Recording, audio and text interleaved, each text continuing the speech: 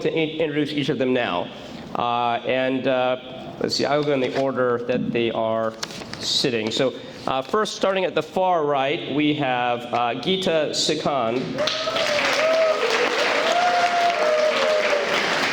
Associate Clinical Professor of Medicine at UC Irvine, a nationally recognized expert in nutrition and cardiovascular health. Geeta has made significant contributions to research and advocacy for the South Asian community and continues to lead the charge in preventive health.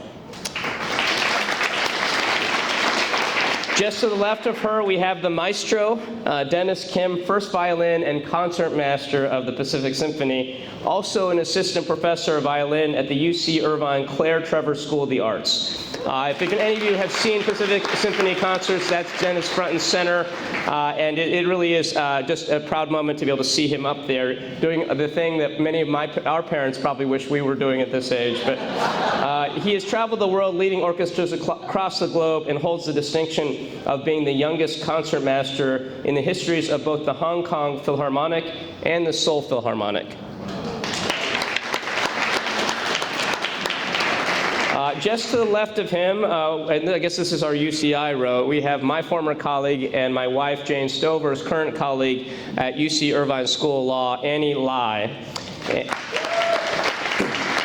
Annie is Clinical Professor of Law and Co-Associate Dean for Experiential Education at UC Irvine School of Law. She directs the UCI Law Immigrants' Rights Clinic and has a remarkable record of advocacy and legal service. And she is doing really some amazing work right now in trying to defend immigrants who are being illegally arrested and deported, both those without documentation, but also those with permanent visas, student visas. And she is representing them at this horrible time for immigrants. She's also, I believe, filing a number of amicus briefs in some of the leading cases that we're seeing emerge around the country. So she's at the cutting edge. Her work is very, very important right now, obviously.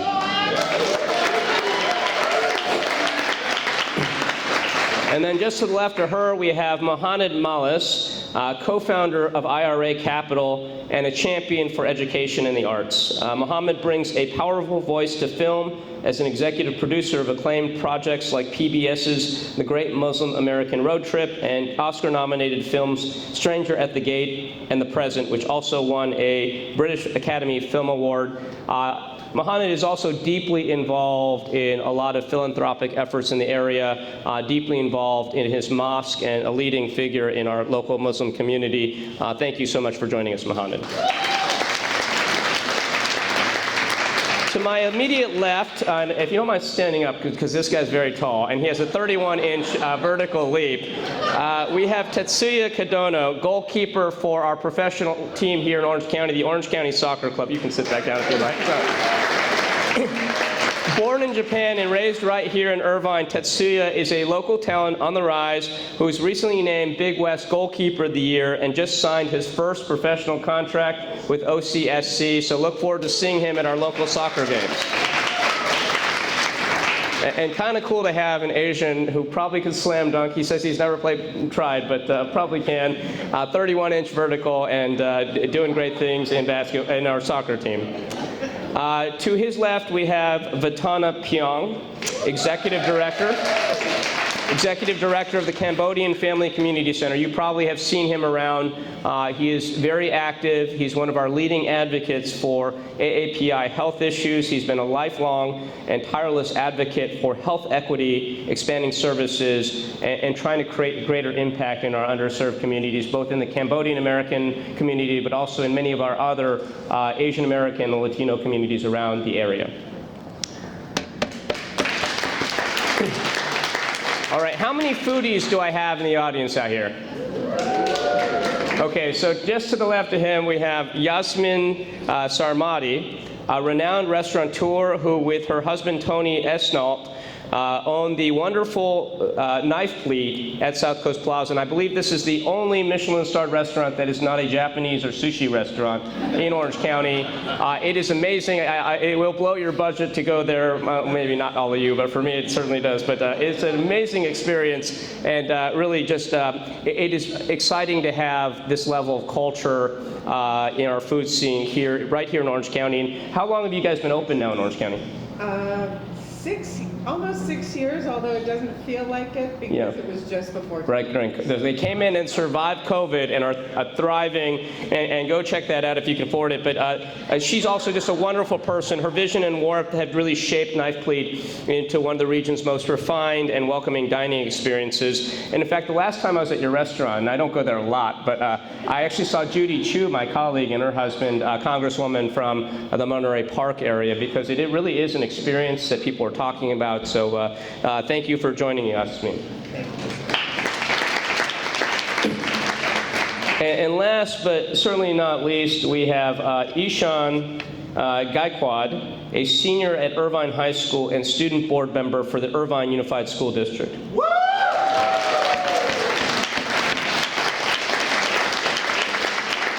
Ishan is passionate about understanding our world through the lens of politics and economics, and he's actively involved in his school's Model United Nations Club and National Economics Challenge team, and he is a rising senior who will be at Duke next year, right? Yeah, fantastic. So that's our panel. Yeah, let's give him a round of applause. And before we begin with this, just wanted to talk a little bit about what we're doing in Congress, particularly around AAPI issues. And of course, none of us run on an Asian-specific issue, but given the paucity of Asian Americans in Congress, it's important for us to try to represent what we're seeing right now. And as we know, many of our values and many of our community members are right now in the crosshairs of what we're seeing.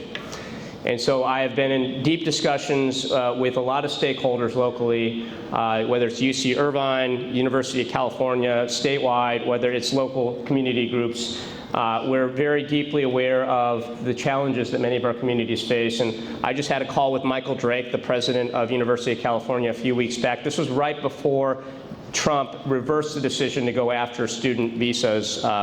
And so if you saw at that point in time, 160 students in the University of California system had been arrested and were in deportation proceedings without any due process. And eventually they reversed that decision because it was so unpopular. But these people were being swept up for minimal criminal charges. Running a stop sign was one example. One person had a domestic violence incident reported against them. As it turned out, when the police arrived, they found out that the person who was the immigrant was actually the victim, and so they just left at that point. But because they wrote it up, because there was a police encounter, this student was put in deportation proceedings, and I'm sure Annie Lai, when she talks about it, can share some of these experiences. But we know that right now the attempts to deport people have not ended with undocumented immigrants. And they're going after a lot of undocumented immigrants, including dreamers at this point.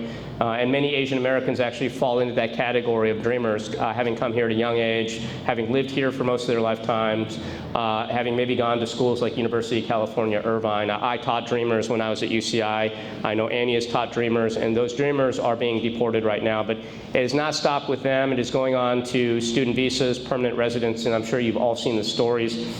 And I know that it is creating a lot of fear and anxiety in our communities. We have heard from many of you about the fear and anxiety that you all have, and know that we share those concerns, and we're doing all we can. And if any of you have ideas on what more we can do, we're certainly trying to continue fighting back and just fighting for the rule of law right now. And that's a hard thing to say, but we are fighting to just have our law applied the way it was written, the way it's historically been enforced. And so we're doing all we can right now. We know that right now science and research funding are also under attack, and so we have heard from a lot of folks about cuts to NIH, cuts to NSF funding, the attacks on higher education generally, and we've been in deep discussions with UC Irvine, University of California, and other schools in the area to try to figure out what we can do to push back, and we are engaged right now as much as we can be. And I would just emphasize that a lot of what is happening right now is illegal. That Donald Trump and Elon Musk do not have the authority to unilaterally cut funding. So that we know they are breaking the law, and the courts are consistently finding that they are breaking the law. That is cold comfort to people who lose their funding for 2 or 3 months until a court decision restores that. Who can't pick up the phone and call someone at NIH or NSF because everybody's been fired. This is a tough time for people in many communities. Now, our nonprofits are being impacted. And we know that the attacks on diversity, equity, and inclusion go so far that they are targeting things like cancer research that might do clinical trials for Asian Americans or African Americans. That is a level of breadth that we're looking at right now. But all of this is illegal. We are trying to help our allies fight in the courts right now. And in fact, I just introduced a bill along with Sam Liccardo and Eugene Vindman this week that would allow people impacted by these illegal cuts to personally sue and to sue the people directly, Elon Musk, Doge, creating a private right of action with personal liability.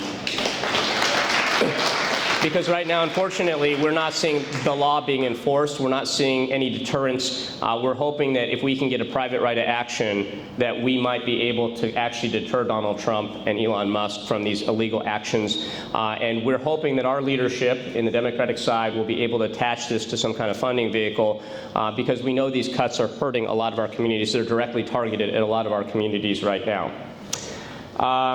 I also helped introduce HRES 400, which recognizes the significance of Asian American, Native Hawaiian, and Pacific Islander Heritage Month as an important time to celebrate the significant contributions of Asian Americans, Native Hawaiians, and Pacific Islanders to the history of the United States. We introduced HRES 407, which supports awareness and resources for Asian Americans, Native Hawaiians, and Pacific Islanders for mental health. Derek Tran and I, my neighbor just to the west and north, introduced HRES 366, which highlights the 50th anniversary of Black April, the fall of Saigon. And we have continued to support different efforts, both through letters and legislation, to increase or at least maintain language access, which is important for many of our communities here in Orange County and elsewhere. This past week, we actually celebrated what we call Asian Prom, and so some of you may have seen our social media posts, but the Asian Pacific American Institute for Congressional Studies has an annual gala to support our congressional staffers, and we are encouraged to dress up either in black tie or ethnic gear. So I wore a hanbok for the first time since I was a kid, and if you want to check out my social media, I thought I looked pretty good in it, but you know, you can decide for yourself. But it was a fun time to represent our values, and I often tell this story, but when I was in the state senate, it was with deep pride that Sonia Harris and I got to introduce Kimchi Day, a resolution recognizing Kimchi Day. And that is always something that I look back on. I was so emotional. I'm not an emotional person, but growing up as a Korean kid in California in the 80s, in a time and place where we didn't have a lot of Asians, where there were no other Koreans around, you know, kimchi was the thing I was probably most ashamed of about my culture, because it was stinky, it was weird, and nobody knew what Korea was. And so, you know, you flash forward like 30 years, and to see, you know, it's a hipster food now. It's, you know, probiotics. Like, everybody wanted more kimchi. And the Korean culture is cool. Like, you know, we got K-pop, we got a bunch of dramas, and Korean food, including kimchi, is just seen as a cool thing. The growth that we saw in Korean American culture and Asian American culture, that's the story of America. And that's the America I want my kids to grow up in. An America that celebrates diversity, celebrates new cultures, that embraces inclusion and a broad worldview, where we have broad diasporas like the Asian American AAPI community. That's the America that I believe in, and that's the America that we have to fight right now to restore.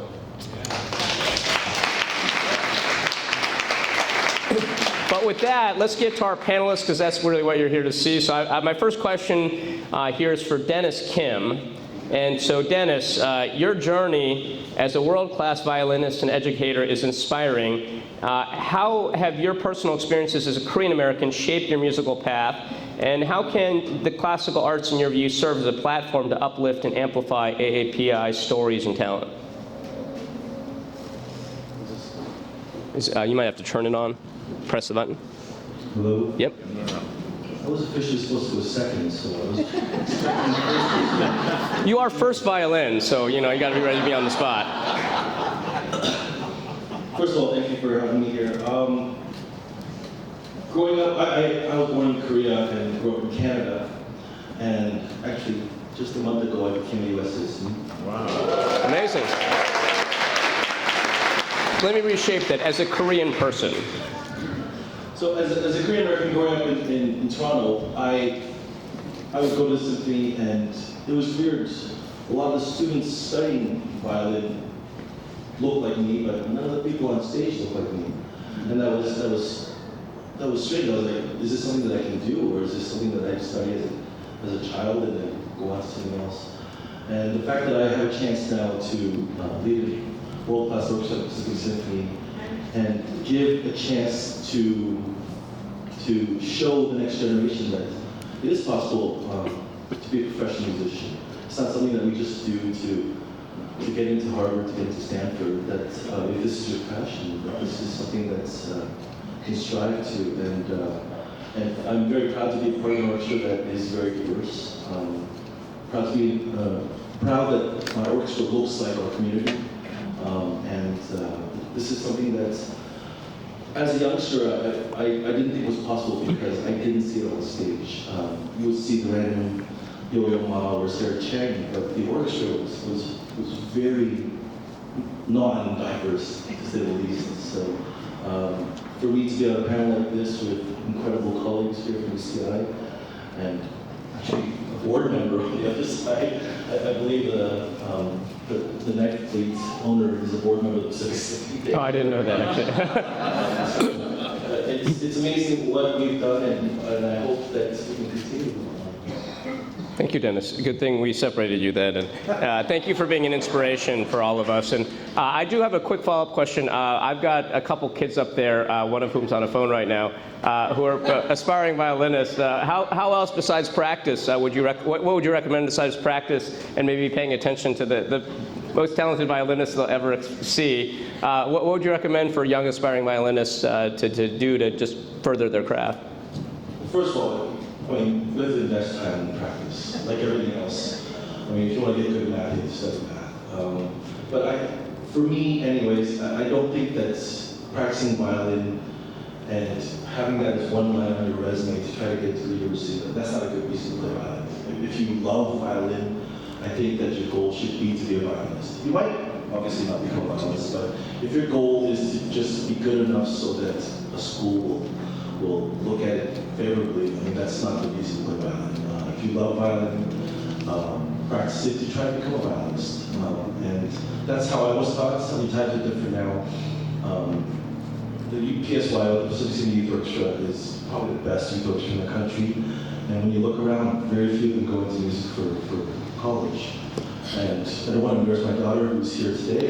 But, I mean, she's a world-class bassoonist, and she chose to go to Stanford, and she'll hopefully continue to play bassoon. But so many kids these days have other interests. So I encourage parents and students to follow their passion, because at the end of the day, making the most money and getting the best job is less important than really doing what you love and following your passion.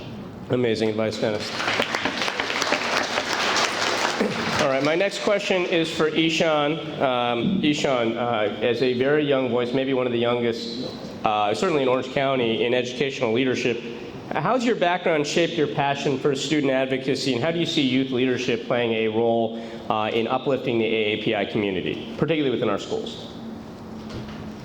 Thank you so much, Congressman Min, for having me. It's a real honor to be able to speak on behalf of the students from IUSD and my own high school. So a little bit about me. I'm a first-generation Indian American. My parents came here from India in the Y2K era. Around the year 2000, they came during the tech boom. And ever since then, they were kind of in the technology sector, and that's kind of been it's kind of been a big part of my upbringing, being a first-generation Indian American. I remember during around 8 years ago, there was also a lot of uncertainty around immigration policy, like there is now. And back then, my parents were on a work visa, and that was a big, that was sort of a introduction to politics for me, because a lot of that uncertainty around the work visas and what that immigration process and climate would look like as a result of changes in what was then a new administration. That sort of got me tuned a little bit more into the news and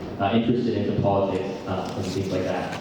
So as a youth leader in Irvine High School, which is just down the road here actually, and it's a predominantly Asian American high school and school district, I'd like to share some of the perspectives of many of my student body. So one of the foremost concerns I would say among the student body is mental health for sure.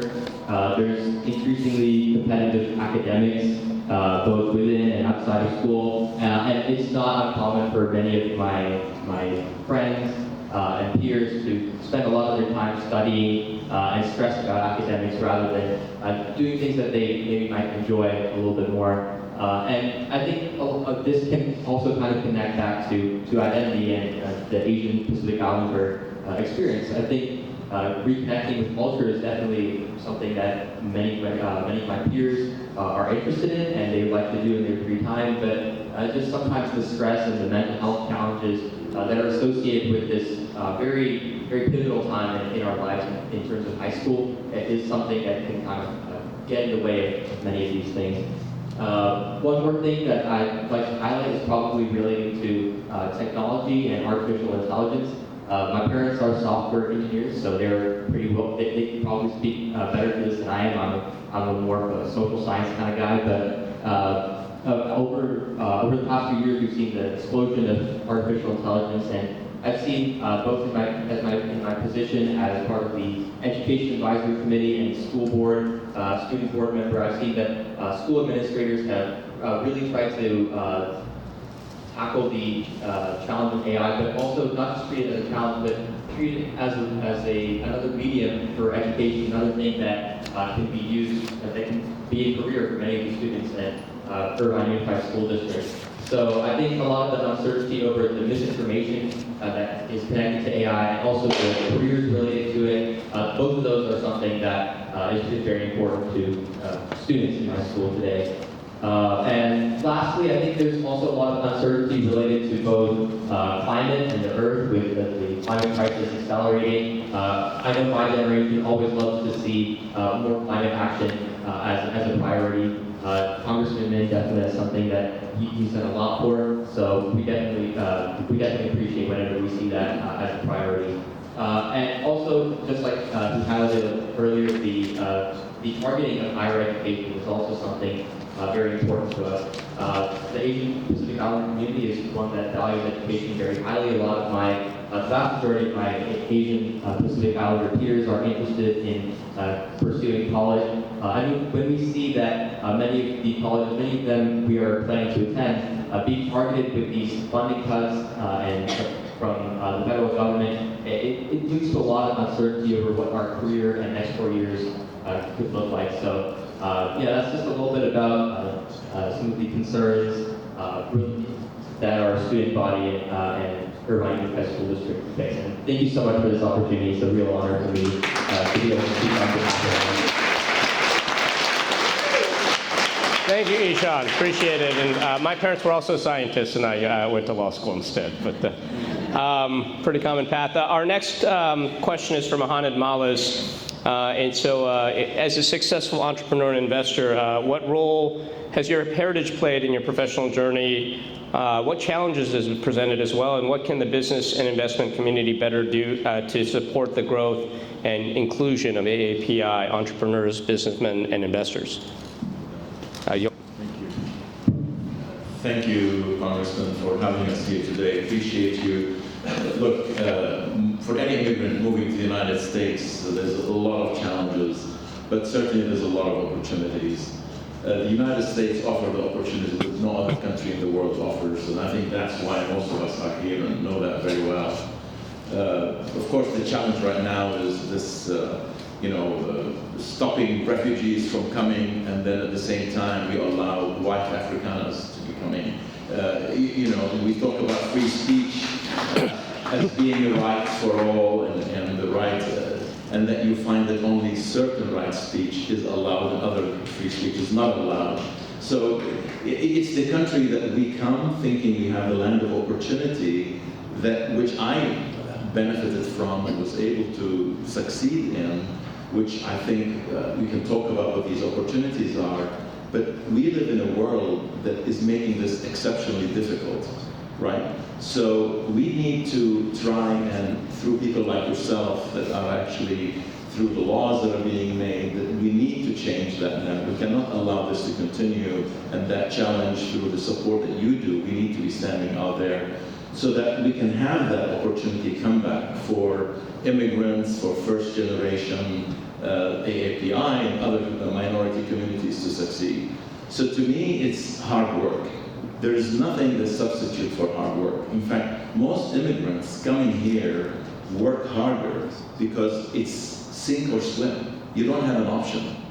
Many, again, I told this, even my own kids who were born here in the United States, they don't have that oomph that comes with your first generation that says, that's it. If I don't make it here, I have no other option. So you find most first generation immigrants are really hard workers and really have to do better, work harder to get to where they need to be. And I think that's the ethos that I live with, and that's what I think many immigrants live with. And it can be evidenced by looking at, we're talking about high-tech entities. Indian Americans lead, whether it's Microsoft, whether it's Adobe, whether it's, Alphabet, Google. So immigrants have a great opportunity, but I think the answer is hard work and us binding together, working together, supporting each other. And I think that's where the strength that we have as minority communities is binding together. And I know IRA Capital is a successful company, but we're from India, we're from different parts of the world. Putting people together is what makes us stronger together. Thank you. And I also know you're investing a lot these days in the movie industry. Are there any projects you're particularly passionate about these days? So, Congressman, look, you can make policies to change out there in that world, but it's important to change public perception. And I think you can give people all the statistics you want, right? It will come at one ear and go out the other. When you tell somebody a story, and I was with a young lady talking about Indian narratives, and the lady talking about the taste of cultures, if we don't tell our own stories, this is how we change the narrative. Think of what crazy rich Asians did. Think of what Everything Everywhere All at Once did. It humanizes us.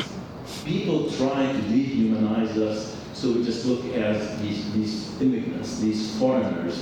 It's so easy to get dehumanized, so you don't count. And that's why we need to be telling our stories. I had a nonprofit called the M Film Lab, M for Minorities. And what we do is we do cohorts, and anybody here, by the way, is interested in storytelling and filmmaking. We get a competition, we get a group of people together. Usually we get 200 or 300 applicants. We choose 6 or 7. We put them with Hollywood mentors, and they hone their skills, they bring that script to the best possible level, and then I commit to produce a film out of the winning script of those in each cohort. So we've done one for the Black community, we've done one for the Asian American community, we've done for the Latino community, we did one for the Native American Indian community. And those films, now you have something to show, and that's how I think you gain public opinion and change the narrative. In fact, can I just plug something? Our film for the M-Film Lab is playing at QCI in the evening at 5 p.m. If you'd like to attend, either on Zoom or, again, it's a winning script that we feel is so relevant to today's efforts of professors trying to speak on campus, but they're being shut down. So I hope that... Which room is it in and what time? It's in the School of Humanities, and I will share the flyer with you. Hopefully we can be seen. Thank you. Thank you, Mohanad. Appreciate it. But Tana, so your work is based in uplifting Cambodian and other communities, including a lot of refugees. Can you share your background and your beliefs on how culturally grounded health and social services can continue to inspire and uplift the broader AAPI community? Thank you so much, Congressman. Again, my name is Tana, Executive Director of a nonprofit called Cambodian Family Food Center. We are celebrating our 45 years of founding the organization since the first wave of refugees from Cambodia and other Southeast Asian countries to California, particularly to Cedar Santa Ana. And I just want to talk about how our youth talk about the mental health issues. As you know, there are a lot of issues right now, especially with the current political environment, with the current landscape that we are in. there's a lot of issues with mental health, but a lot of time we have to invest in the community-based mental health programs that are rooted in cultural and culturally linguistically appropriate mental health services for our community. We have been able to really activate that kind of culturally rooted mental health services for our community because we know that work for our community. There are a lot of times people might talk about, oh my God, you have to implement evidence-based mental health program. But that doesn't work for our community. For example, in the community, over 80% of our community members are Buddhists, and they live in Karma, and they go to Buddhist temple. And a lot of times when we do outreach and education about mental health, we're not going to put our flyer and expect people to come, I want to access mental health services because I receive your flyer. No, they go to a Buddhist temple and we work with the Buddhist monks to prepare those kind of segments for the Buddhists to integrate mental health messages to uplift people. And one of the best ways that we've been able to uplift the community-defined practices for our community is what called water blessing, where Buddhist monks perform chanting with a bucket of water that bless the audiences. And people, when they feel mental health issues like stress, depression, a lot of our elders go to the Buddhist temple, and that's the time they go to communicate with the Buddhist monks. And they found, wow, this is so working in our community. I want to continue. And that opened door to accessing mental health services. And is that kind of documented in the evidence-based program? No, it is community practice. So I invite all of us to think about what kind of mental health practices in your community that work and integrate it into your community and uplift those community-defined practices. And also, I want to share another story is that, a congressman has been saying that a lot of the diversity, equity, inclusion has been under attack for many months right now. We have built this kind of equity for many, many years, and now it's been under attack. So we all have to come together to focus on equity, to uplift each other during the equity. And we learned that, our community is so diverse, and our community needs each other. And when equity is under attack, we all have to come together. And for example, as a nonprofit organization, when we talk about issues of equity, our mission is very clear, is to provide services to immigrant and refugee families. And we learn about that equity has been under attack. We have to look at, wow, do I have to change my mission right now because of the word immigrant and refugees? I might be subject to, being profiling. I might be subject to not receiving funding as a nonprofit organization. But I have talked to my board director, I talked to our community members, to those we serve. We have to remain true to our mission. We have to stay true to who we are. So I need all of you to join in force to uplift the diversity, equity, inclusion with an equity focus. And this is a moment we all need each other. This is a moment we need to fight back for that. Thank you. Thank you, Vitana. Appreciate that. My next question is for Dr. Geeta Sikand.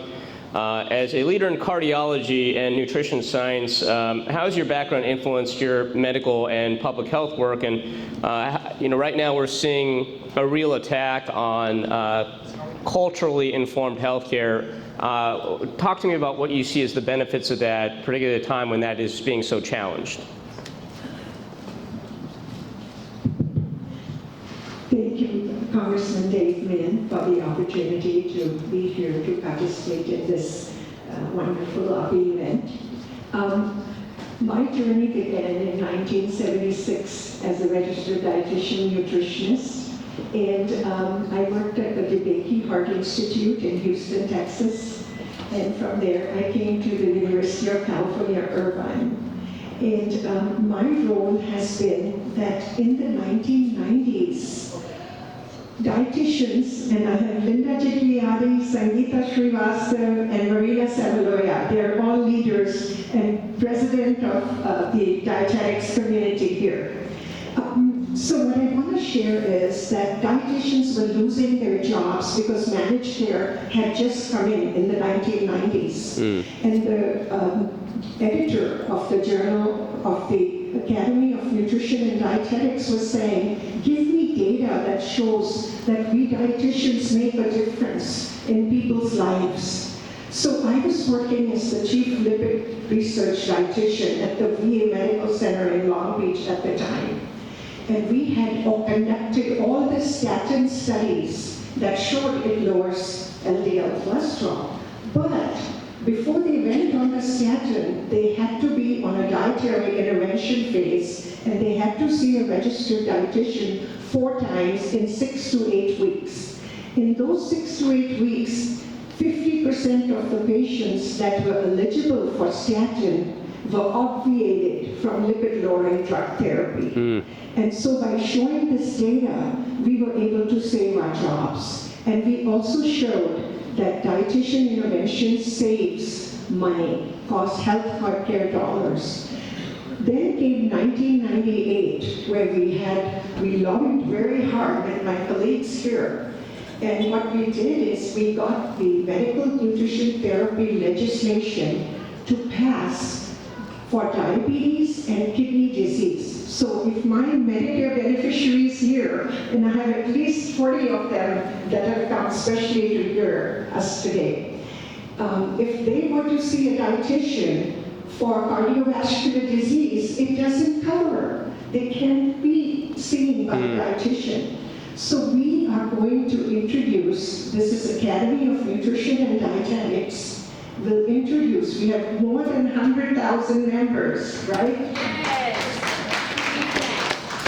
We will reintroduce the expanded Medical Nutrition Therapy Act, which will then cover patients with cardiovascular disease and cardiovascular risk factors, cardiometabolic risk factors. And we know that South Asians have an enhanced risk for cardiovascular disease.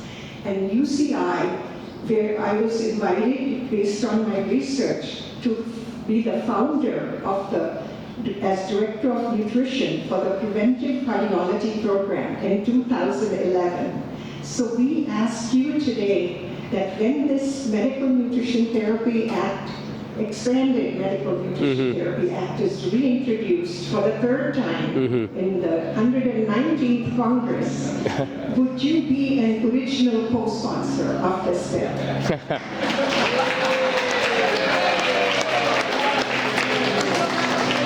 I hope UC Irvine is paying you to lobby me. I will take a close look at it, and I support expanded healthcare, and I support grounded, smart healthcare policy. So I am likely to do that, but I've learned the hard way that I have to read the bills before I agree to co-sponsor them. So I will take a close look. Thank you, though, for your comments. Really, no, I mean that. We will take a close look at that, and it's something I think that you flagged for us this week, so we have not had a chance to look at it. But Judy Chu is a good friend. She introduces good bills, so I suspect I know what the answer will be, but I will read it first. So my next question is for Tetsuya. And, thank you very much. Thank you, Doctor. So Asian Americans are somewhat rare in professional sports. Our numbers are growing, and of course Shohei Ohtani, who used to be an Angel until we mismanaged that team so badly, and is now with our Dodgers instead, is obviously we've had some figures. I had the chance to meet Dave Roberts recently from the Los Angeles Dodgers, formerly of a long, illustrious major league career. But maybe just talk to us about your journey. How's it been as an Asian American in soccer? And we don't always see a lot of Asian Americans in U.S. professional soccer. Talk to us about your experiences and some of the challenges you faced. Yeah, thank you for the opportunity to speak in front of you guys. So I was born in Kobe, Japan, and I moved here when I was 3. And when I was 6, I started playing soccer because my brother was playing. A little closer to your oh yeah. Yeah, I started playing soccer when I was 6 years old because my 2 older brothers were playing soccer, and just went out to the park and played soccer with them. And throughout the youth career, you start playing soccer, then you start talking with your friends like, hey, like my country's better than Japan and all this stuff, and all these competitions going on. And when I was a kid, I just want to prove my friends wrong that as a Japanese soccer player, Japan is also have good soccer players, and I just continue doing that and working hard. And as I get older and get more opportunities to represent myself, I was really lucky that I was like able to win those games or able to get those opportunities, and I just keep, I don't know, just, Yeah. I was really surrounded with good people, and Are you better than your brothers now? I don't know. My second oldest brother is also a professional. Oh, no way. He was my role model, and Where does he play? he just retired this year. Okay. And he was one of my biggest idols. Okay. Wow. How much older is he than you? 3. 3 years. Okay. Yeah, 3 years. And I just followed his footsteps, and now I'm just also a professional soccer player and really. Amazing. Yeah. Here in Orange County, which is awesome. Yeah. Are there other role models besides your family members that you looked up to? Any professional players that you were like, oh, that's like the guy I model myself after? Yeah, my first one is one of the biggest ones, brother, but definitely players from Japan national team. I see them in World Cup, and those players will get recognized on TV. And Yeah. when I was a kid, I was like, hopefully I get be the one of them and be the professional soccer player and represent Japanese soccer player. Yeah. Well, that's amazing. Yeah. Right now, the first step is my first year, and Yeah. hopefully I can do it a long time. And last question for you: are there any goalkeepers you model yourself after right now? Right now, this one keeper from Barcelona, Ter Stegen, he's kind of my height. Does he have a 31-inch vertical? Probably more than. Oh, okay. Okay. I have like a 2-inch vertical, so. I'm looking up to him right now. Okay, well, fantastic. Well, thank you for sharing a little bit about yourself. Really, we'll look forward to watching you. Go check out the Orange County Zoc Football Club because it's going to be lit for the next few years. So our next question is for Yasmin. And Yasmin, I was just hoping, when we think of, and you're on the business side of Knife Pleat, but you were a chef at one point, is that right? No, not a chef. But when we think about the business of restaurants, I mean, it's a very white male-dominated space. And so, I mean, I'm sure you face challenges. I know we've heard a lot about how hard it is to be a woman in this field. I'm sure being an Iranian-American woman has also presented a lot of challenges. So maybe you can just walk us through your experiences. How did you get to this point? And, how has your experience and growing up as an Iranian-American helped you and been a challenge? And what's it just been like in this industry? First of all, thank you for having me here, Congressman. So my parents moved to the United States when I was just about 6 years old, 50 years ago. And that was, I'm from Iran, as Congressman Min mentioned, and that was before the Iranian Revolution. So when we moved here, nobody knew where Iran was. Nobody had heard of it. And when I would try to explain where I was from, I would have to say things like, have you heard of Persian cats or Persian dogs? That's where I'm from. Of course, a few years later, the world and the United States became very familiar with Iran, but not in a positive light, unfortunately. So I learned very early on that while honoring who I am, I had to assimilate as well. And I have found that to be very powerful. So I think it's so important that we recognize each of our uniquenesses, both culturally and as humans. I think it's also very important, especially in today's world, in today's political world, which unfortunately a lot of it is led by the United States. It's very important to recognize how much we are all the same as human beings. And we all have superpowers. We all need to remember that no matter where you're from, what you do, how you were raised, you are amazing and incredible and can do anything you want to do. And that's what allowed me to do what I wanted to do. Yeah. Because it was extremely difficult to be a woman in my industry. I literally had men telling me to my face, "You're not going to make it." Very powerful men to whom I was absolutely no threat. But somehow they felt they had to show me or tell me that. So I just put my mind to doing what I needed to do. And I did what I wanted to do. And one of the reasons I wanted to go into this industry, as much as I love food, and that was a big part of it, is restaurants bring people together. Yeah. Regardless of the food you serve, different people come to that restaurant. We're a French restaurant, but we celebrate the Iranian New Year, we celebrate Lunar New Year, and it's not just, you know, Asians or Iranians that come for those events. It's everyone, Yeah. and everyone celebrates. So I think it's really important. What helped me to do what I need to do is to say, it doesn't matter that I'm a woman, and it doesn't matter that I'm Iranian. This is what I want to do, and I have as much ability to do it and as much of a right to do it as anybody else, and that's what I'm going to do. Amazing, yeah. And I think it's really, sorry, I think it's so important that we all continue to say that today in this political climate where we are being told that we are less than, that we shouldn't we don't have the rights as others who were born here. And we need to remember that's not true, and we do, and we need to keep speaking up and not be intimidated, because that is what is trying to be done. Thank you. Yeah, absolutely.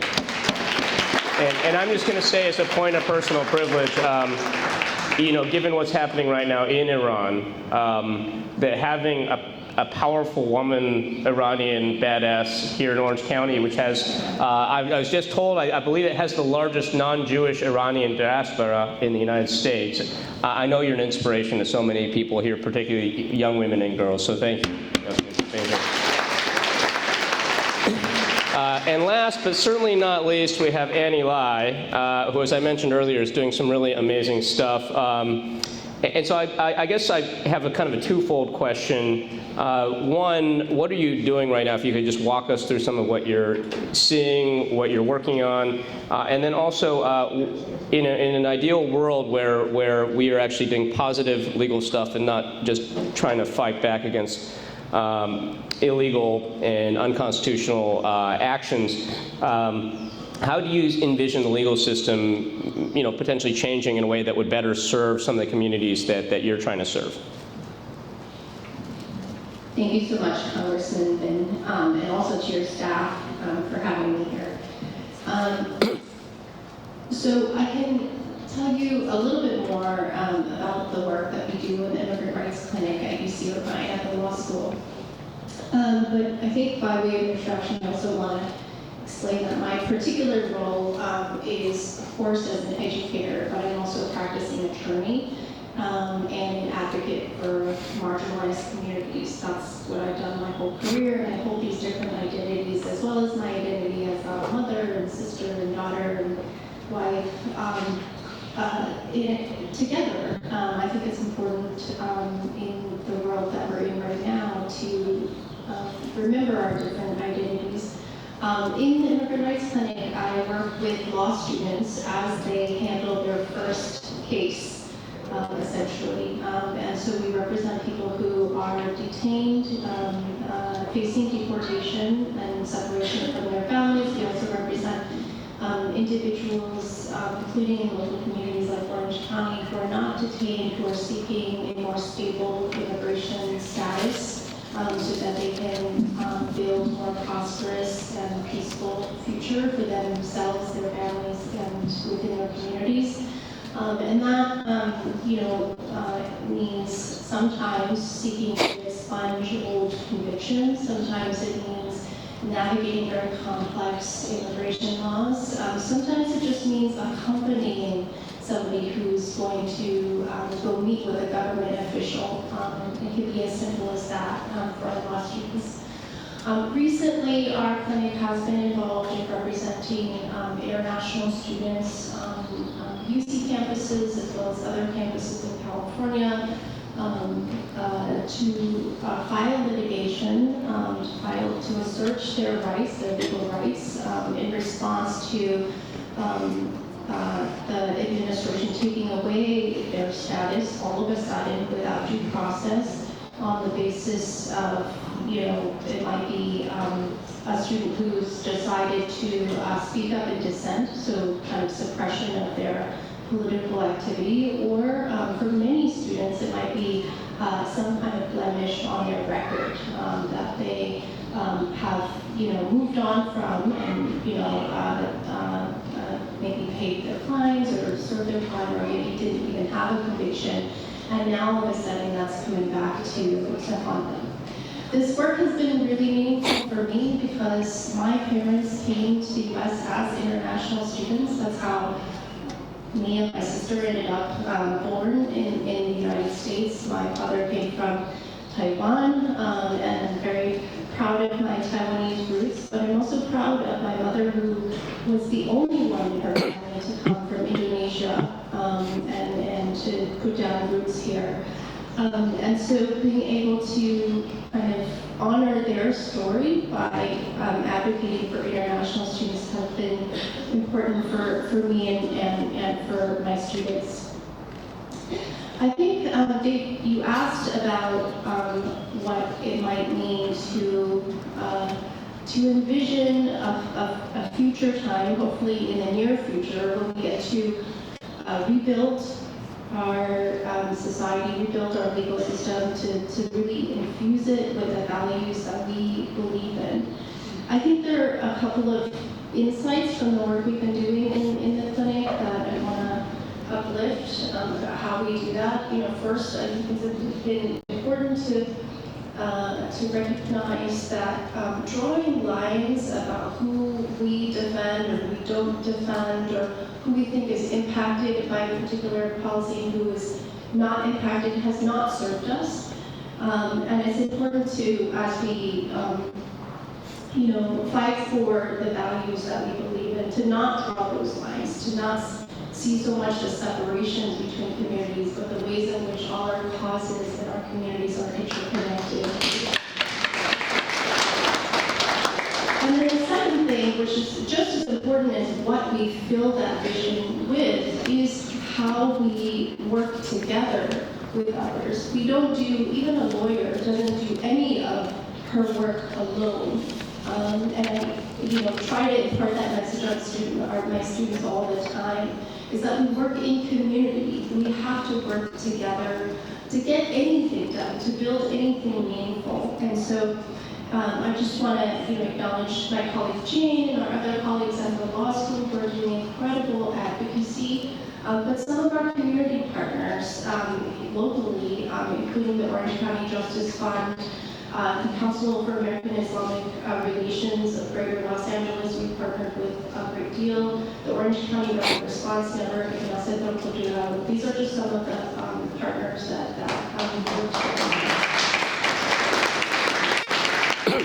And I do believe that we will soon be at a moment or at a juncture where we get to not just be on the defense, but start to build again the vision of the legal system and government that we want to see, that can help communities thrive, and hopefully that in that moment we don't just try to reproduce what we have become used to when we feel it's being destabilized now, but we build something new that can be stronger, more inclusive, and to transform some of the institutions that didn't always treat people fairly, even before January 2025, and we envision a future that can be better than where we were.